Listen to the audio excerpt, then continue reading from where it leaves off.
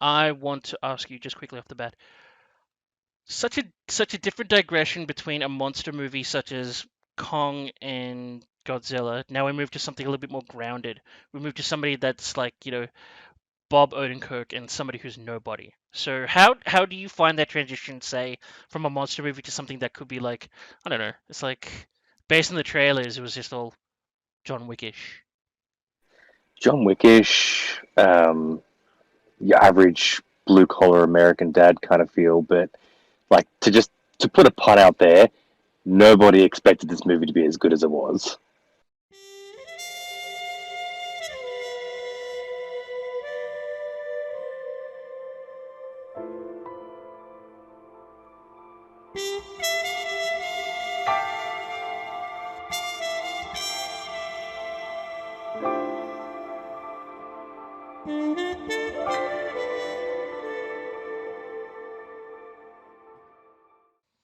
Yeah, I think so too. It's one that comes out of left field, and you think like, okay, Bob Odenkirk, everybody calls Saul, Breaking Bad, and all that stuff, and then they dive back deeper into his life, and he's just a comedian and writer, and then all of a sudden you just have him like in this trailer, he's just bloodied and beaten, and he's doing all sorts of like awesome shit, and you think, oh, this is kind of like as if like if you want to put Steve Martin in an action film, but I don't know, he pulls it off like really, really well to me. Like the first 5 minutes of the movie, I was kind of gripped in. Oh, just that start intro scene where he's in the actual interrogation room and just pulling everything out of his pockets. This is like, fuck, he was made for this role. This is him. Like, it was made for him. It's so interesting as well because with the first 5 minutes of the movie, it just sort of, I think it sets the tone really quickly on what's happening and what could be the catalyst that could make this guy do all sorts of stuff if you watch the trailer, or if you did watch a trailer, it's what is the catalyst that makes him just, you know, uh okay, snap. But I don't want to go into that just yet. I just want to ask you, in evaluation, like non-spoilerish, like evaluation. So, what Yep. were your thoughts the moment that you went out of the cinema? Because I was with you, but tell it to me again. Yeah. Yeah. No. No. No.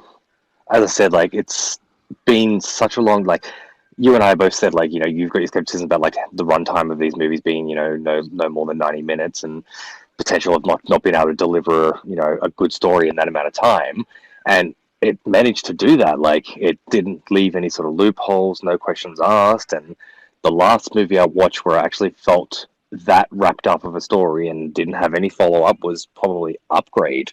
Was the last film I saw where I didn't have any follow up questions and I left the movie being like, yep, everything was explained, everything was done neatly, everything was wrapped up, and this movie was amazing. I'm actually walking out happy and thrilled that I went to see it.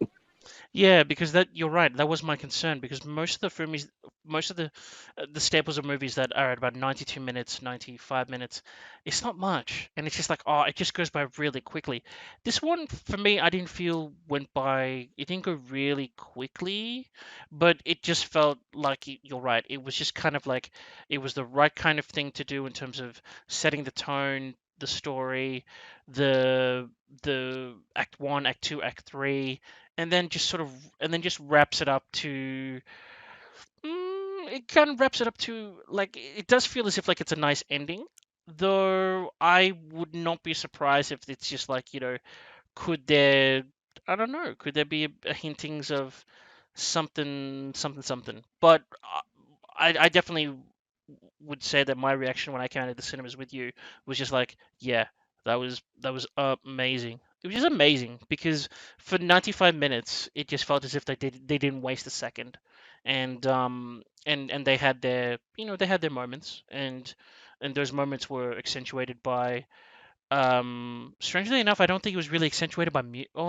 some music parts, obviously, but they did also have those subtle moments where it was just dead silent, and it's like, ooh, okay, yeah, that hits a lot harder. So I thought that, yeah, overall it kind of just like, without ranting too long and being vague about it. It's just more of a. It is an action flick, and it's one of those really decent ones, and it's got a stellar cast as well. So you got Connie Nielsen as the wife. You've got two children, who I don't really know where they're from, but they did their part. And then you've got RZA, and then you've got Back to the Future's Christopher Lloyd. So yeah. And let's not forget the epic Michael Ironside. Oh yeah, that was a big like shocker when he came up in the cast in the credits. I was just like, not the credits at the end, credits in the beginning. And I was just like, oh, Michael Ironside? Like the last time I saw him, he was doing an interview with Xbox because he's the voice of Sam Fisher, right? Sam Fisher, Splinter Cell. And I hadn't seen him in a while, and that was like I think like 2 or 3 years ago, and he was supposed to come back and do some voices for I think some of the games, but he got sick. But looking at him now, I'm like, okay, I mean that's fair enough. He's gotten a little whatever, but it was good to see him. It was really good to see him. So that was a Yeah, that you're right. That was and a he really really still good had one. that nice gritty tone to his voice acting. So like it was good seeing that oh, I don't know. His character wasn't like major in the movie as the overall things, but when he was there, like his presence was felt, and it's like, yeah, that's the Ironside we know and love. Yeah, yeah, that's the thing. Yeah, he's got a lot of depth to him, even though he's played villains quite a lot in his younger career. But when he gets to that, well, when he's sort of like in that supporting role where he's not a villain, I like seeing that because it comes off as like he's doing things. I don't know. He's doing things obviously not for the wrong reason, but it just feels normal, and he just feels like if he's embodying the character of a dad, or a partner, or a long lost partner, or a gunsmith or something, like he just.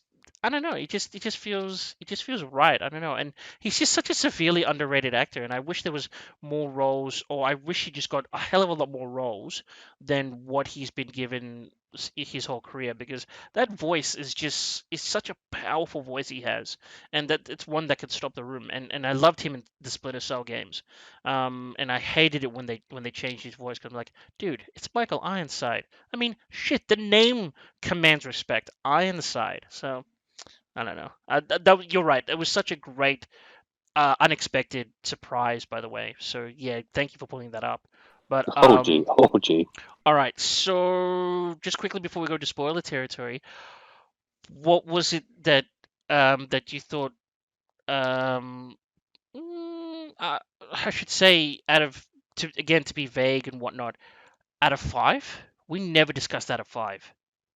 Yeah, no, we didn't actually. You know what? I've got to give this one. It hit the ball at the park for me, so I'm going to give it a solid five. Like, there's nothing about it that I can really even nitpick at. Like, start to finish, I was there, edge of my seat. I laughed, I cried, I was in hysterics, I was gushing, I was quenching, I was going ooh yeah. Like, it gave me everything I want in an action movie and more. So I've got to give it a solid five. Wow, perfect score. I think I'd have to give it a 4.5.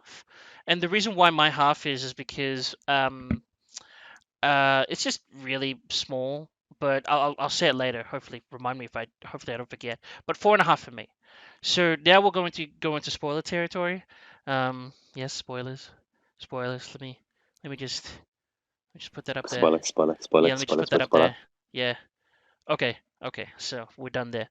So I think the most favorite thing. Okay, let's jump into the most favorite thing that you could think of in the movie that you liked. I want to start with you first.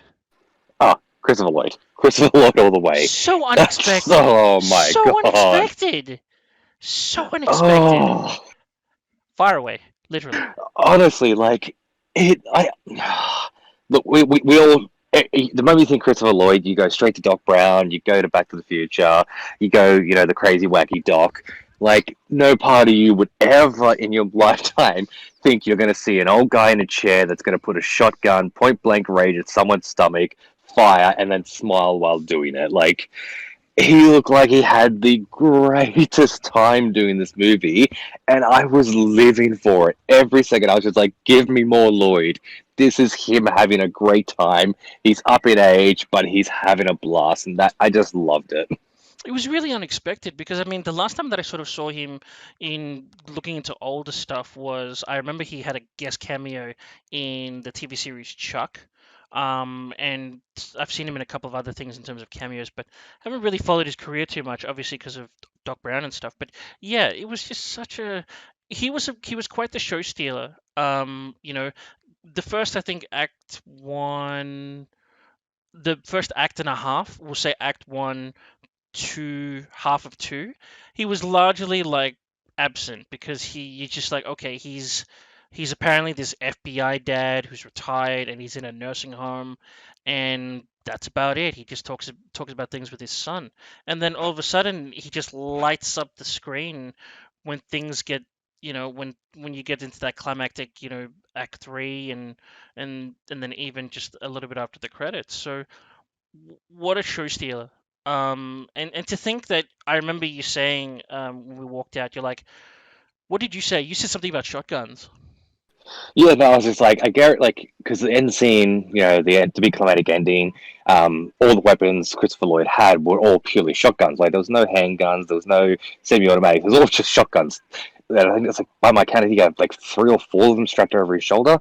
And I'm like, I just got a feeling that he probably just put his hand up and said, I want shotguns, I want to have fun with this. And lo and behold, as you mentioned, in the actual fun trivia, that it got revealed that he actually wanted to do it without any assistance, and it's like, great. It was such a great call, and we just found out before, actually, literally moments before hitting that record button, that we went to IMDb's trivia, and this is no secret because it's to the public. And Christopher Lloyd's already told the director, like Ilya Nashula, who's a famous Russian director, insisted on carrying the heavy shotguns himself without any assistance.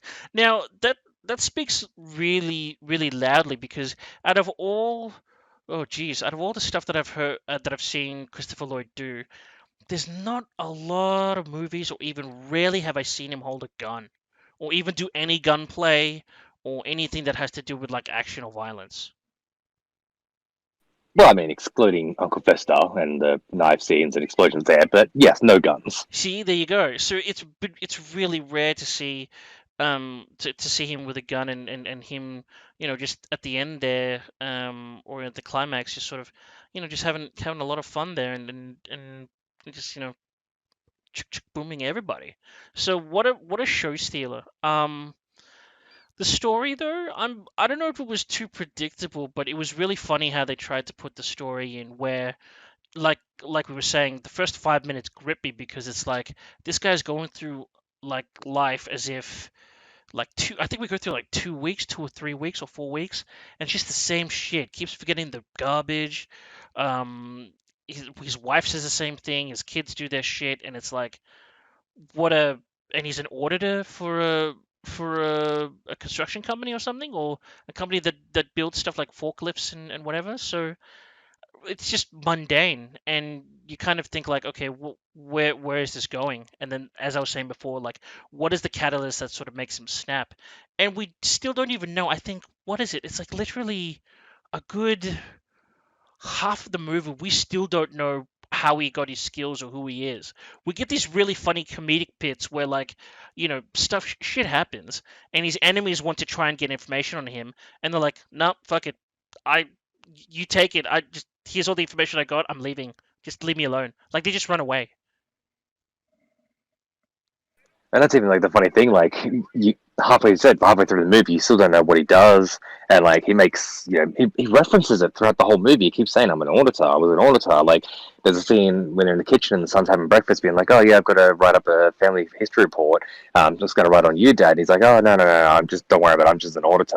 Write about your uncle. Do him." And the wife was like, "Yeah, what about him? He was a real soldier." And like, you could Oh see it, like, you yeah, could see it, that little annoyance in him. He kind of like, there's a twitch, and he's like, "Oh, sorry, honey." He's like, "No, no, that's okay. Oh, maybe your yeah, grandpa, yeah, because yeah, he saw some real action." It's like, ooh, he's teetering, but it's like, yeah. what was he? What is this auditor that he's talking about? And like the actual reveal when you find out, you're just like, oh, dang. Pretty much like that. I remember. I still remember because I really get into these films, and sometimes I let my mouth run away. And when I remember I was in the cinemas, and she goes like, "Yeah, just talk to Uncle Charlie. He's a real soldier." I was like, "What the?" I was like, "Ooh, what the fuck?" Like I said that kind of loudly, and I was just like, "Whoa, that's cold, lady." And the thing is, as well, I forgot to add into that whole mundane sort of montage that he has, where he's jogging and all that stuff. Man, you gotta have like a really either a weird relationship or just a really bored relationship where you're sleeping in the same bed as your wife and you put pillars up dividing you. I'm like, that ain't right.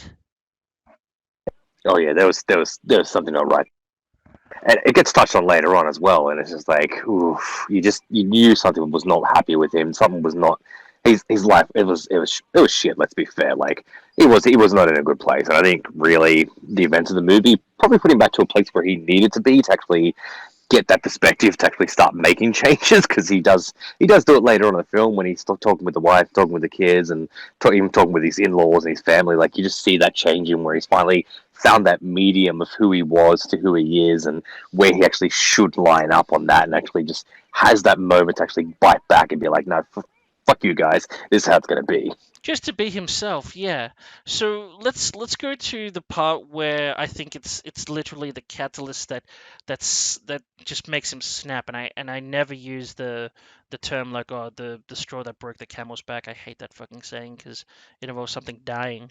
But let's look into the catalyst that sort of made him snap, where he goes through a home invasion, right? And there's two burglars, and they're pretty violent, but nothing happens, and he gets demoralized by it, by his kid and his son, and lo and behold, you know something, it just makes him, it irks him because he's. Not to mention that dick cop. Oh yeah, the cop, like trying to give his opinion, saying like, if it was my family, I was told that you had a swing on them, but it was my family. I'm just like, nobody asked you, fucker. So it's just the I think that particular sort of catalyst of the home invasion was the lead up to when his daughter, who's still this very innocent, who's very naive, everything, where she's like, she still sees him as the hero. She's like, yeah, you're like you were you scared, honey? He's like, no, why am I scared? It's like, you're here, and I'm just like, oh, that's such it is a tender moment. And then the next morning she's like, oh, I can't find my kitty cat bracelet. And then he's returned from work, and she tells him that, and you know things lead to another, and you can see him, like you can see the moment where just something just clicks, and he's like, okay, he's turned into, this is what's his name, Hutch Mansell, that we know for the first good 15, 20 minutes. It's like, okay, he's now turned into a different person, and he goes on a hunt for the kitty cat bracelet. He finds out who's those two people are, but he didn't kill them. And then we get our first fight scene where obviously it's in the trailers, where he just lets loose on a couple of some bitches on a bus. So that's what I found really interesting. Where if we had to make a direct sort of comparison, because obviously the one who has written this story for Nobody is Derek Holstad, who done the John Wick films, and who's quite a damn good writer. I'm not surprised if he's not swimming in riches right now, because he's made some good movies and good franchises already, and obviously he's doing John Wick Chapter 4 and 5. That's confirmed. That's not a secret. But what I wanted to ask you, what was your take on the catalyst? Because you had a lot more insights to what happened with the burglars. Yeah, yeah. So like, I thought the whole kitty cat bracelet, like the relationship to him and the daughter, like that to me was real. Like it presented a real feeling, a real emotional, like the bond between father and daughter and that protective kind of feel around it. So for me, that catalyst was really, really nicely written. Um, but like you get a lot of insight to his actual character and who he really is in that scene, because in the actual house break in, like you see him, like the female burglar's pointing the gun at her son, who's tackled obviously her partner, and he runs up and he's got the club over his head. And you see that look in his eye, like he wants to kill her. Like this is beast mode, man. He's gonna murder, but he stops, and you kind of wonder, like, is this just because he's got no backbone, or is this because he's hesitant? But you find out later on that he knew that the gun she had wasn't loaded, so there was no danger, and he's open and honest and said that he didn't want to cause more damage or any more pain than what there was. So he made that decision to just let them go. And when he actually confronts them to find the kitty cat bracelet, like he's angry at first, like he's pissed off, he's snapped, he's finally had his little catalyst, and he wants to get his daughter's kitty cat bracelet back at whatever cost it needs to. But then in that moment, he finds out that this couple who took probably not even $100 out of their house have got a sick kid, and that kid obviously needs some sort of medication. And he lets go, but you see him go out, and he's still got that anger built up on him. So he punches the wall, busts in his knuckles, and goes on the rampant. And of course, when he comes across the Russian guys on the bus and has that rampant, that's his outlet. Like that's his moment, and like the monologue in that moment is amazing. Like you hear him sit there and say, they always say when God closes one door, he always opens another one, and you see the Russians at the bus door, and the driver's hesitant to let them in, and he's like, God, please open this door, please God, open this door. You're just like, this is a guy that has got probably decades of pent up anger and annoyance, and he just needs an outlet. And unfortunately, as they say, these guys were in the wrong place at definitely the wrong time. And it's just okay. Three things I'll definitely want to say about that as well, because two of them revert to back in the scene with the how he manages to find. Actually, make it four things. So one scene that we forgot to mention, but that is with the The tattooist. yeah, the tattooist, right? And he's and talking about his story. So how interesting! Like he's busy asking them for cash, right? After his facade of the FBI badge going wrong, and it's like, oh, okay, we're gonna actually see our first fight in a tattoo parlor. But then like his hand is just like a little bit perked up a little bit, and you can see like obviously some sort of tattoo. It looks like a couple of cards. I think it was like an ace of spades or something. And the old guy, because he's busy intimidating them with like, who wants to like give this money, I'll give this money for blah blah blah blah blah blah blah. He's making his spiel, and the old guy just loses his fucking shit, and he's like, thank you for your service. It's like, okay, thank you for your service, and he's running away, and then he locks the door behind him, which has multiple locks, and then he's like, and then he just pieces out so comically, but it's more of done in a dark humor way. So then the rest of the three of them in the tattoo parlor are just like, if the old man's running, the fuck, and then it's just really funny how the guy's just like changed his tune. He's like, how can I help you? Like he's just got really high pitched. That was a Oh man, I that remember how was much the cinema was laughing for that one. I was laughing so hard. It's like, how can I help you? Like, what a great touch there with a lot of black humor in a very actually standoffish situation. Four against one. Then the 2 points that I wanted to make in the part of the burglars, and that they're just a run of the mill down sort of family with a sick child. How interesting it is to see them, and she's like, oh, we're having dinner, and it's literally instant noodles. It's just instant noodles. She's just putting boiling water in instant noodles, and you can hear them. It's like it's like this is food for champions, or it smells great, or blah blah blah. It needs love. And then the one point that I really liked about it as well is his cunningness, his stealthness. You see the scene where we're looking down at the hallway. We've seen her pour the water, right? Seen her down the hallway, and he's like, "Mijo," like the Spanish "Mijo, come and eat, and it's time for dinner, and blah blah blah." And he's just waking up. He's like, "Oh, I can smell it. It smells all right." Da da da da da da. Da. And he walks down the hallway, and then all of a sudden, you just see Hutch Mansell, Bob Odenkirk just come out of the shadows from where the guy had just walked past. I'm like, that's that's scary. That's really scary, and I like that contrast because it reminds me again with John Wick. A lot in John Wick, I think in most in all three of them, like he just comes out of the shadows, or there's always a lot of play with shadow and light, and it's as if like again with that sort of that snappage that he has of the kitty cat bracelet. Like now he's gone into this different world, and this world revolves around, you know, stealth and whatever, and just him rising, coming out of the shadows. I remember I was just like, oh fuck me, and then he just approaches them with the revolver. So that that point I really liked. And then the last one that I wanted to make on the bus, man, the bus driver's stupid. Like I would never accept. Can we just actually talk about this and go, okay, you're a bus driver. You have no, and I mean no, like reason to let those guys in after what they have just done. And the minute and a half before they were banging on the bus door was they were in a Hummer. They wrecked the fucking Hummer because they're drunk, and now they want to get into the bus. As a bus driver, I'd be like, no, walk. I'm driving. That is not my duty of care. I stopped by here, but I'm not letting you fuckers on. That was such a weird thing to happen. But it had to happen because then we'd have the Hutch Mansell kicking 5 Russian asses. And there are moments of being like, ouch, ooh, ooh, my god, ah. Oh yeah, and then that was our first like a lot of interesting fights and punches were happening. A lot of very creative like he stops the bottle.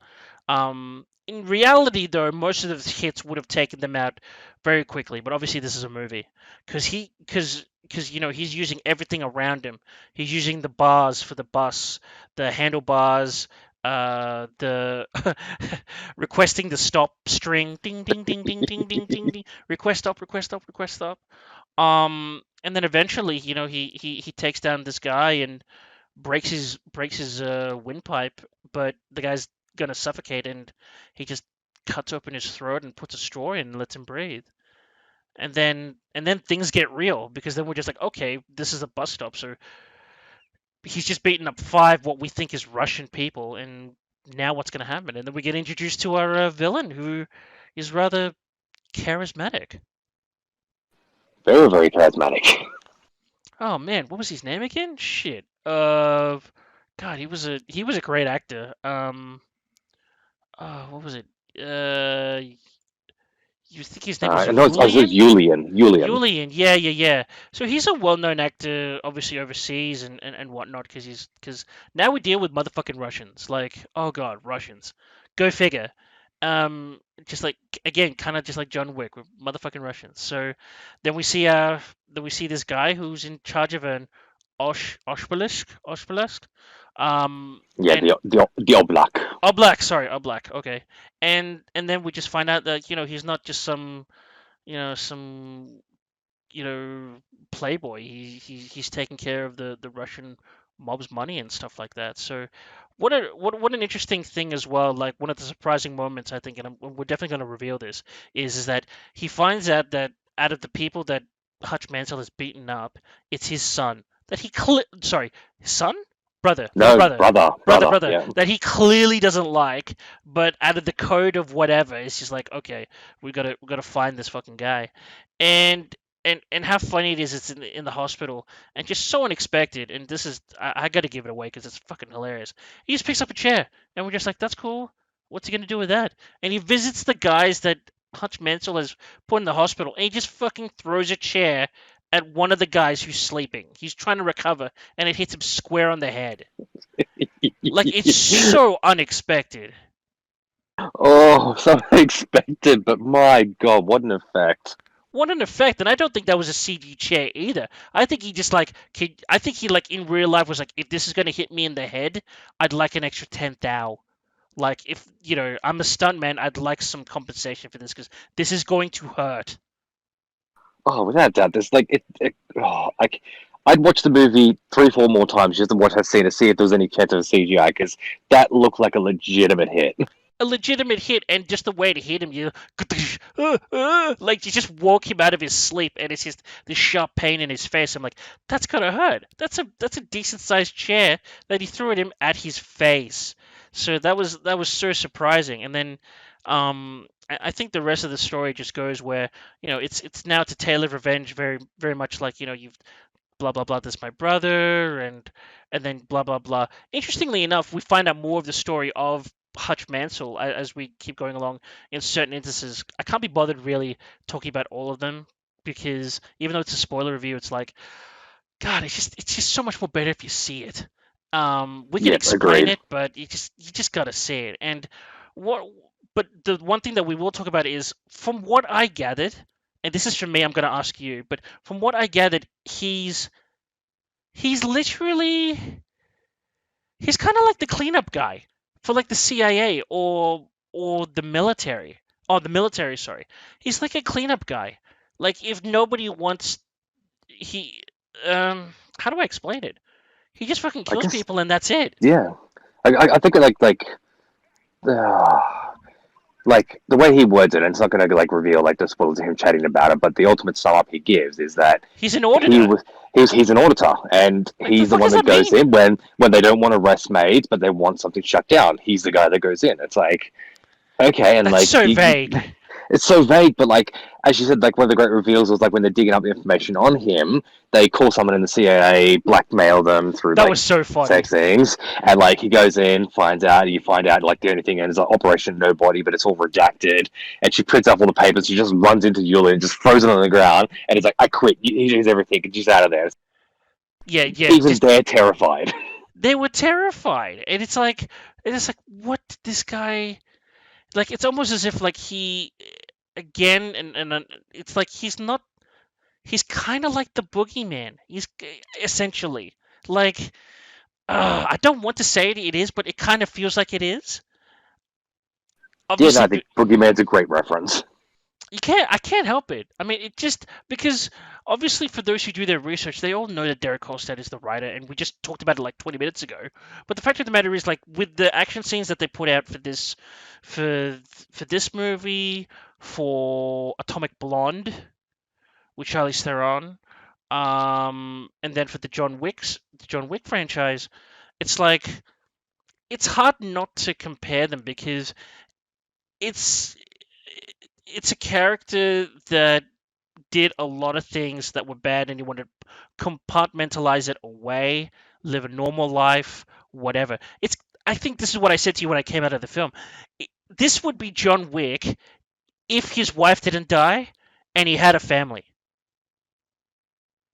Yeah, and like as I said, like when you said, I'm like, yeah, I can agree with that. And then of course we made the joke about how funny it would have been if they actually just crossed paths in the movie and had him over with in a gun shop, and they're like, "Bad night, yeah, bad night." It would be Good at interesting. that. It would be interesting if they actually, yeah, that was a nice cameo. And speaking about obviously John Wick a little bit, but when we found out in the trivia for IMDb, how interesting that this movie was based on the idea that Bob Odenkirk himself had had an incident with burglars, a break-in, but he managed to actually trap them in his basement until police arrived. But then he was just disappointed, and I can only think that's something like the justice system failed him, but he was apparently disappointed about how it was handled by the authorities. And then he's like, okay, what if I had a movie that was just like, what if I was a badass? What would I do to sort of burglars? Which essentially he didn't do anything to the burglars in this movie. But if he was like, you know, if they later on when the Russians wanted to raid him at his house, it's like yeah, then he went for the kill. So that's another parallel to John Wick, because in short, John Wick was based on the story of lone survivor Navy SEAL Marcus Luttrell, in which that his service dog named Daisy was murdered by a bunch of kids, and he went to chase them. If you want to listen to that, because his car wasn't as fast as theirs, and he was going to murder them. He had two pistols with him with a couple of spare magazines, and he wanted to kill them for killing his precious, his service dog. This dog was a service dog to help him with his PTSD and whatnot, and it was his first. It was a Labrador. An innocent Labrador got murdered by a bunch of fucking kids, which just I just want to cuss so hard at them. And if you want to check the 911 call, the full 911 call, somebody released it and it's all over YouTube, so you can always listen to that. But yeah, that John Wick was based on the story on Marcus Luttrell. Which is, I mean, a lot of people are just like, oh, they don't know where it came from, or this is just they made a lot of memes of it. And for me, I've always felt that John Wick, even though as fantastical as it is, the story from where it stems from, like, the realities of having he's been in a dangerous organization, like the mob. Like, if we wanted to say in the real life, it's like the mob, and he was like, the one that they called on to kill people, and he gets out of the game. He has a beautiful wife, and then the wife dies of cancer, and then he gets a dog, and then that that dies, and then he goes on a revenge. But my real life point I'm just trying to make is that where it was he gets out of the game, gets a wife, and then she dies to cancer, and then has a pet to remind him of her. So it's those kind of things that keep me grounded. Where the stories, even though it's fantastical in its action and whatnot, where I just think, okay, there's got to be an element of truth to some stories. Not like where it's like horror films like House of Wax or fucking whatever the fuck. I don't really think like that. But like in terms of when I found out about John Wick, and surprisingly this one, nobody was based on Bob Odenkirk's that break-in. It's just, I don't know. It's for me, it's I don't know. It's humbling, as weird as that sounds. Yeah, no, it's always good when you can go to a movie, enjoy the whimsical side of it, but then be a little bit more in awe to find out that it's actually being drawn from a real life experience, and essentially by the sounds of it, especially from his perspective, like a bit of regret of how things could have been or how things in their mind should have been, and even better knowing that he himself actually trained for 2 years getting ready for this role. So it just shows that because it's coming from his real life experience, he's committing that time to actually make sure that he's ready to actually deliver on actually a good experience and a good role, and he again just knocked it out of the park. He really did knock it out of the park. So, what what I also found out was, even though they did have a chase scene as well, chase scenes, I found out like on this YouTube video where this guy was testing particular calibers of rifles and shooting them in cars. Man, if anybody shot you like with a high caliber like machine gun or whatever, or a rifle, it's going to penetrate the car and kill you. Like, if they get even if they're not aiming directly for your head, if they're aiming for center mass in the seat, it's gonna puncture you. So I really like that they did have a short sort of car chase scene, and it wasn't too fantastical, but it was kind of still funny to watch. And then just the climax as well. Oh, and then the house invasion. I just talked about that, the raid where the Russians came in and whatnot. I found that interesting, again, to parallel with John Wick, because again, because I get really, if I'm getting into a movie, I'm not as if like I'm, oh my God, Cindy, get out, like, get out of there, stop looking backwards, no, why did you fall down, like in those kind of like horror films, like, I kind of get a little bit like that. And I remember I probably let myself go a little bit too hard when, at that, I completely forgot that they wanted him alive. So they've raided his house, right? And he's busy like going on a killing spree. He, like, just the ways that they made up him killing people, like a knife, a kettle, what else? Like, Half a baseball bat through the chest. yeah, baseball bat through the chest. There was some inventive ways he killed people. And then I forgot that they wanted him alive. So abruptly, when they're just in the middle of fighting, and then this hand just comes out and tases him, I was just like, I think I actually was really loud. I was just like, oh.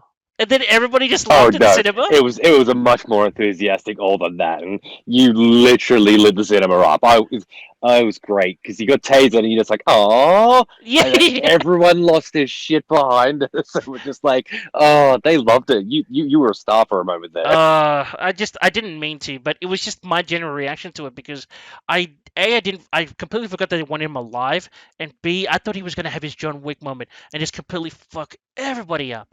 But he eventually had that when he escaped, and all that stuff, and he got back to his house and his wife and all that stuff. And yeah, I mean, the I action mean, was, he did good. He did good. I think 14 Russians entered and only three left. So I mean, not a bad percentage. not a bad percentage. Yeah, there was like three cars of them. Yeah, it all filled to the brim with Russians plus one Black Russian. Hmm. That was you don't see them rarely these days. Yeah, I Mm. bet he gets that a lot. Yeah, I'm sure he gets that a lot. But going back to the character development as well, with him releasing, not releasing, but sort of trying to tell people, revealing himself in a sort of way where he's the auditor and he's the last person that they call and such and such and such and such. Like I really found that dynamic where they also had some character improvement between him and his wife. His children, not so much. The daughter was the shining example, but the boy was a little shit. Like kid, like the boy was like cussing a lot. I'm like, okay, your mother is some sort of like Connie Nielsen's character was some sort of what was she? Was she like a politician or some sort of like councilwoman? Because she was on Nah, I think she's a realtor. a realtor. Okay, because she was on a every time in that montage in the beginning, she was like, he would always do those pull-ups and see her face. The at the bus stop. Yeah, I think it was like it was a realtor ad being like, buy now, sell later, kind of thing. And it's like had her face really just like taking proportion of the photo. And they had a nice house and whatnot. I think it was 2 stories.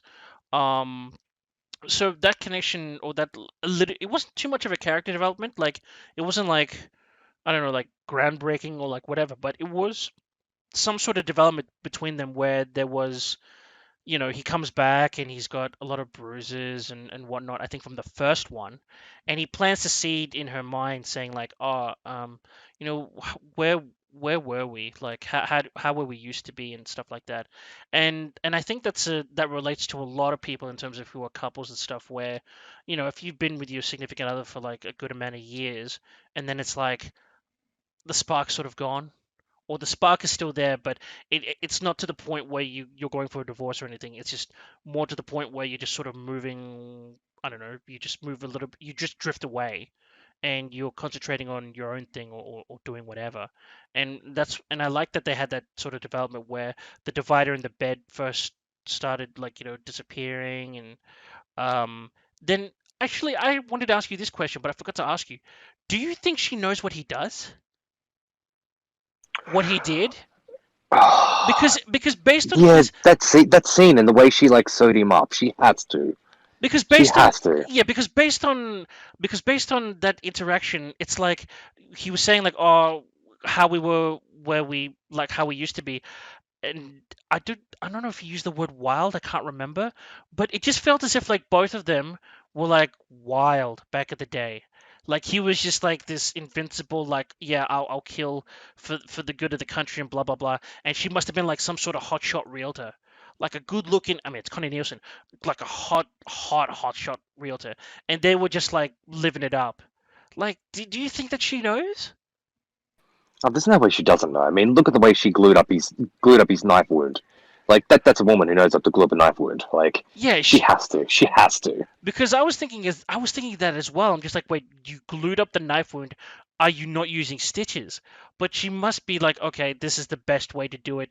I'm gonna use super glue. I'm like, ugh, like like I didn't even know that. Or if I always thought of stitches and the glue was sort of like the last option. But so you think that she knows all of it or some of it? Because I think she maybe only knows I think some she of it. probably has like an inkling. Yeah, I think she has an inkling, like she knows that what he done was dangerous, but she probably didn't know that he was the auditor. So, like, she probably knew that he hurt people or he was involved in dangerous things, but probably didn't know how dangerous his job was. Mm. Because I found it really interesting at the obviously at the very end where it's like, they're I mean, okay, we might as well just say it. That was really cool how he lit up his house, by the way. Like just play Oh was yes, it the Sinatra track? Was it it Sinatra? was. I think it was a Sinatra track. Yeah, Yeah, how he just lit it up and it's a and use the old that touch of the player, the vinyl player. But at the end where she's just like, yeah, do we have a basement? And it's like well, they were looking for a house. It's like, oh, do you have a basement? So that was really interesting to see. But I forgot to mention as well that other one where he's trying to engage with the kids and giving a little bit of history about himself and the wife, where it's like they want to go to Italy. Was it Italy? Italy. Yeah, like let's go to Italy like we did a few years ago. Yeah. And I was just like, and she had absolutely no opposition to that. And I was just like, huh, okay, okay. I'm just wondering, like, what was their life like before, things became stale, or before they just sort of drifted apart a bit. So That's where they conceived the daughter. possibly where they conceived the daughter, why not? Or well, maybe the son first, but because the son was older. But I, I, I don't want to talk too much of the Grizzly kills that they did because they were fucking awesome. But what I wanted to say was, I think probably just sort of finishing it up because I don't want to talk too much, like give away too much of the movie. But at the end there, did you think that? Okay, this is my 4.5 out of 5. I know I said that they wrapped it up and agreed with you that they wrapped it up, quite nicely, but man, I don't know about any loopholes. I don't think I suspected any loopholes or feel that there was any.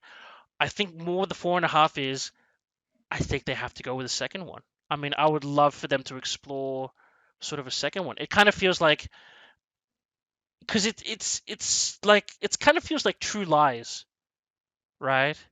True Lies where the wife doesn't know what the husband does, Arnold Schwarzenegger does. They get into these crazy events, and at the end, they're doing the tango, and then it's just wrapped up nicely. It's like, okay, they're going to be the power couple that stops, jihadists and terrorists and whatever in the greater part of wherever they were living.